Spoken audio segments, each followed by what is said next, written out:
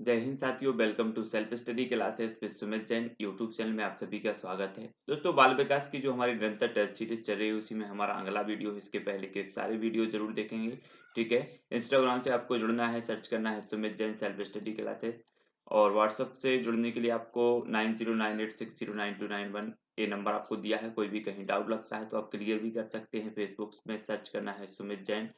Twitter से जुड़ने के लिए सुमित जैन सर्च करना है और साथ ही टेलीग्राम ग्रुप से जुड़ना है और सर्च करना है IAS स्टडी ट्रिक। ठीक है दोस्तों, आपको चैनल को सब्सक्राइब कर लेना है। जो भी हमारे नए साथी हैं वो सब्सक्राइब कर लेना। बेल आइकन को अवश्य दबाना है। बेल आइकन को दबाते वक्त ऑल पर क्लिक करना है, जिससे ऑल वीडियो की जो इन्फॉर्मेशन है आप तक पहुंचेगी। ठीक है, स्टार्ट करेंगे दोस्तों आज का ये वीडियो। 4 विकल्प होंगे आपके सामने, 4 में से एक का उत्तर बताना है। पहला जो आपका प्रश्न है, किसने संज्ञानात्मक विकास के लिए एक समाज शास्त्रीय दृष्टिकोण विकसित किया? तो किसने किया? 4 विकल्प आपके हैं, वाइगोत्स्की, जीन पियाजे, एरिक्सन या फिर जेराम व्रूनर ने।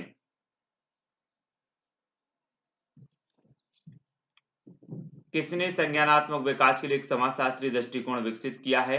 तो किसने किया है? आपका बिल्कुल सही आंसर आया है वाइगोत्स्की। वाइगोत्स्की यानी कि जो एक नंबर है वो सही हो जाएगा। ठीक है, संज्ञानात्मक विकास का समाज शास्त्रीय दृष्टिकोण, तो समाज शास्त्रीय दृष्टिकोण विकसित किया है वाइगोत्स्की साहब ने। ठीक है, अगला क्वेश्चन देख लेते हैं। एरिक्सन ने किस प्रकार के विकास के सिद्धांत का प्रतिपादन किया है? एरिक्सन साहब ने संज्ञानात्मक सिद्धांत, अधिगम सिद्धांत, मनोलैंगिक सिद्धांत या फिर मनोसामाजिक सिद्धांत। एरिक्सन साहब ने किस प्रकार के विकास के सिद्धांत का प्रतिपादन किया?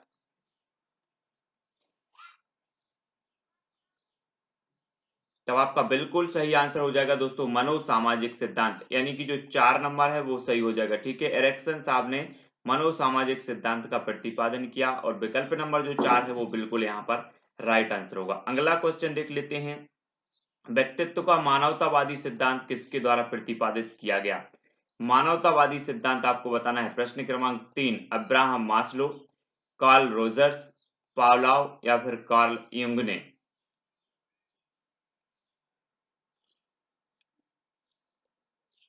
तब आपका बिल्कुल सही आंसर क्या होगा? अब्राहम मास्लो, यानी कि जो विकल्प नंबर 1 है वो बिल्कुल सही हो जाएगा। ठीक है, व्यक्तित्व का जो मानवतावादी सिद्धांत प्रतिपादन किया है वो किया है मास्लो साहब ने।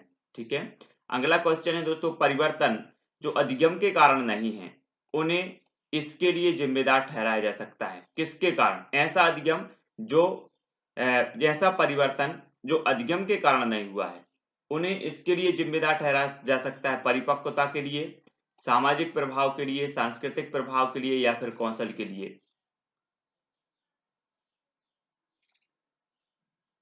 तब आपका बिल्कुल सही आंसर क्या हो जाएगा? परिपक्वता के लिए। ठीक है, परिवर्तन जो अधिगम के कारण नहीं है उन्हें इसके लिए जिम्मेदार ठहराया जा सकता है। तो किसके लिए? परिपक्वता के लिए। ठीक है, परिपक्वता के कारण परिवर्तन आया है। एक नंबर आपका बिल्कुल सही होगा। अगला है, आनुवांशिकता की भूमिका किसी व्यक्ति के जीवन में खालिस्तान के समय से शुरू होती है। आनुवांशिकता की भूमिका बतानी है। विद्यालय जाने के समय से, परिपक्वता से, गर्भधारण के समय से या फिर जन्म से। आनुवांशिकता की भूमिका किसी व्यक्ति के जीवन में कब से शुरू होती है, किस समय से शुरू होती है? प्रश्न क्रमांक 5। तब आपका बिल्कुल सही आंसर क्या हो जाएगा दोस्तों? गर्भधारण। गर्भधारण यानी विकल्प नंबर 3 आपका सही होगा। ठीक है, आनुवांशिकता की भूमिका किसी व्यक्ति के जीवन में गर्भधारण के समय से जो है शुरू होती है। अगला क्वेश्चन है दोस्तों, 41 से 60 डेसिबल की परास के बीच होने वाले बहरेपन को खालिस्तान श्रवण दोष के रूप में जाना जाता है। मध्यम श्रवण दोष, गहन श्रवण दोष, सौम्य श्रवण दोष या फिर तीव्र श्रवण दोष। किस श्रवण दोष के रूप में जाना जाता है 41 से 60 डेसिबल की परास के बीच होने वाले बहरेपन को? प्रश्न क्रमांक 6 का उत्तर बताना है। तो आपका बिल्कुल सही आंसर होगा मध्यम श्रवण दोष, यानी कि जो विकल्प नंबर 1 है वो बिल्कुल सही हो जाएगा। ठीक है, मध्यम श्रवण दोष 1 नंबर। अगला क्वेश्चन देख लेते हैं। निम्न में से कौन सी स्मृति की एक प्रक्रिया नहीं है? स्मृति की एक प्रक्रिया कौन सी नहीं है? अवधारणा, पुनः नियोजन, स्मरण या फिर अधिगम। स्मृति की कौन सी एक प्रक्रिया नहीं है? प्रश्न क्रमांक 7 का उत्तर बताना है। तब आपका जो राइट आंसर होगा 7 का वो क्या हो जाएगा दोस्तों, वो हो जाएगा पुनः नियोजन। पुनः नियोजन यानी कि जो विकल्प नंबर 2 है स्मृति की एक प्रक्रिया नहीं है। ठीक है, अगला क्वेश्चन देख लेते हैं।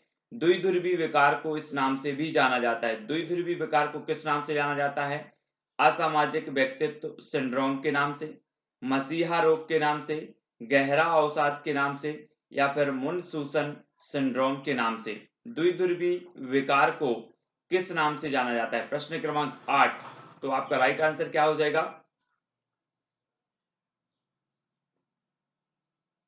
तब आपका बिल्कुल सही आंसर होगा दोस्तों गहरा अवसाद। गहरा अवसाद यानी कि जो विकल्प नंबर 3 है, द्विध्रुवी विकार को जाना जाता है गहरा अवसाद के नाम से। अगला क्वेश्चन देख लेते हैं। शर्म तथा गर्व जैसी भावना का विकास किस अवस्था में होता है? शैशवावस्था में, बाल्यावस्था में, किशोरावस्था या फिर वृद्धावस्था में? शर्म तथा गर्व जैसी भावना का विकास किस अवस्था में होता है? प्रश्न क्रमांक 9।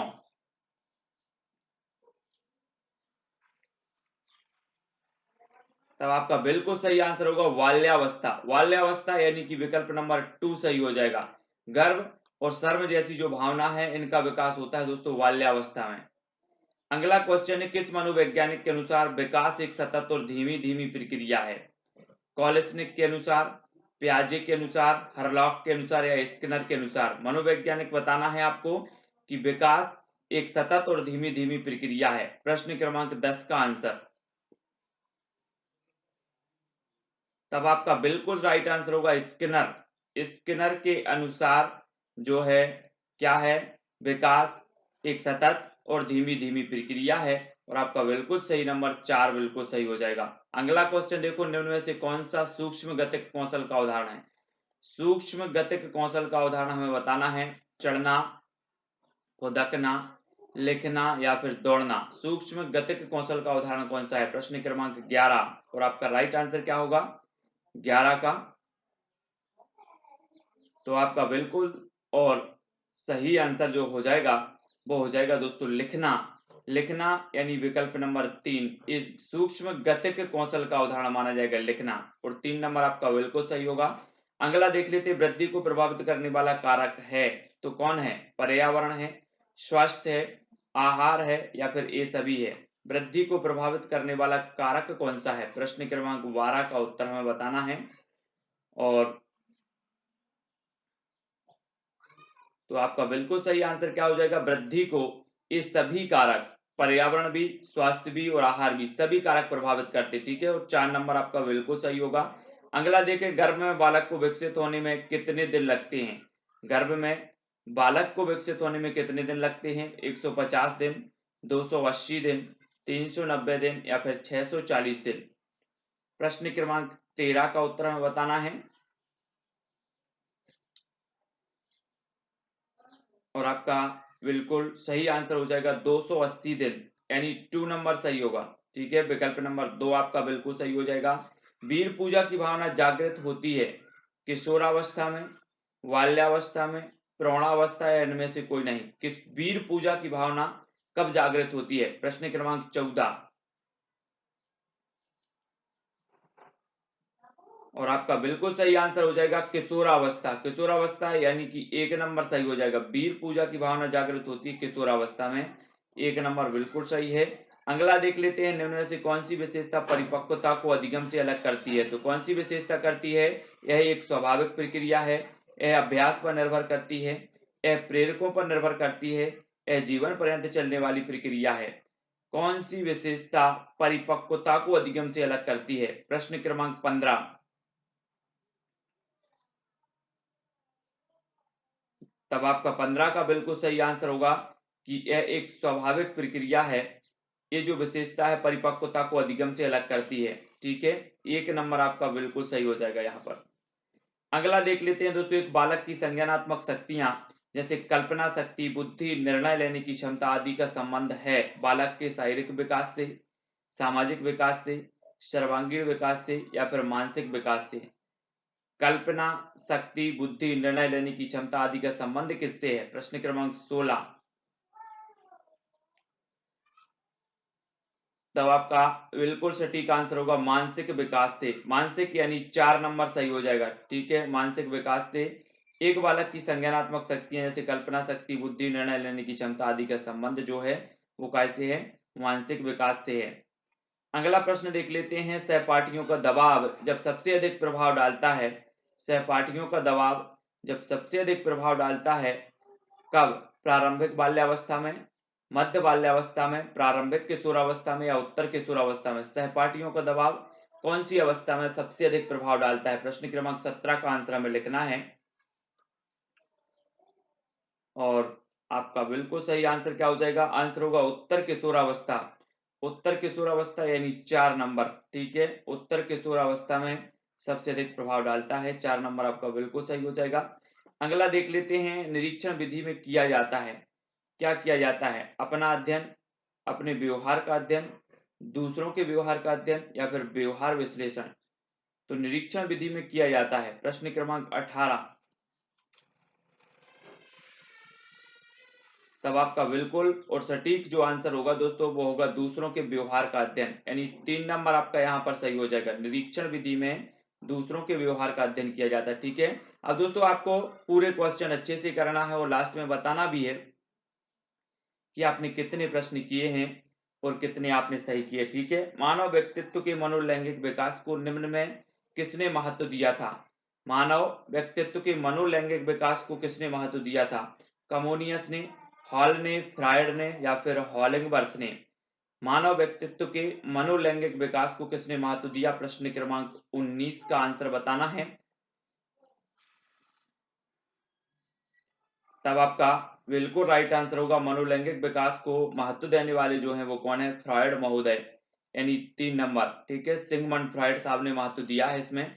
अगला क्वेश्चन देख लेते हैं, आनुवंशिकता को खालिस्तान सामाजिक संरचना माना जाता है, गत्यात्मक, स्थिर, प्राथमिक या फिर गौण। तो आनुवंशिकता को किस प्रकार की सामाजिक संरचना माना जाता है, प्रश्न क्रमांक 20 का उत्तर हमें बताना है। गत्यात्मक सामाजिक संरचना है, स्थिर है, प्राथमिक है या फिर गौण है।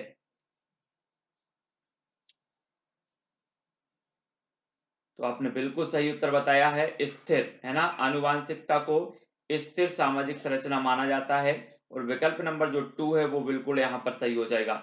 ठीक है, अब दोस्तों आपको एक उत्तर बताना है कि सामान्य संयुक्त कोशिका में गुणसूत्रों के जोड़े होते हैं, कितने होते हैं, 22, 23, 24 या इनमें से कोई नहीं। जिनसे भी बनता है, जितने लोग भी देख रहे हैं और जिनसे बनता है वो कमेंट में जरूर बताएंगे।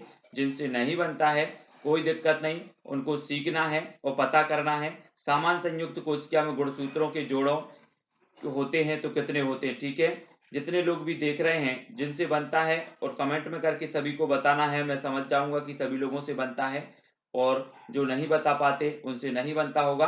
ठीक है, तो संयुक्त कोशिका के गुणसूत्रों के जोड़े कितने होते हैं कमेंट में फटाफट से बताएं। वीडियो को लाइक करें और इस निरंतर सीरीज से आपको जुड़ना है और अपना आकलन करते रहना है। ठीक है, एमपी टेट वाले हों, रीट वाले हों या फिर सीटीटी एग्जाम वाले हों, सभी के लिए बहुत ही उपयोगी self study classes with Sumit Jain YouTube channel से सभी लोग जुड़े रहें, अपने मित्रों को जोड़ें, है ना, अपने साथियों को जोड़ें। अपने व्हाट्सएप ग्रुप में ये लिंक आप शेयर कर सकते हैं, इंस्टाग्राम में शेयर कर सकते हैं, यूट्यूब में शेयर कर सकते हैं, है ना, फेसबुक में शेयर कर सकते हैं, सभी जगह आप शेयर करें और मित्रों तक जोड़ें। ठीक है, इतना तो आप कर ही सकते हैं। एमपी टेट, रीट, सीटीटी और अदर जो भी एग्जाम होते हैं जिनमें बाल विकास, बाल मनोविज्ञान पूछा जाता है, सभी के लिए बहुत ही उपयोगी वीडियो है। तो लाइक जरूर करें, वीडियो को शेयर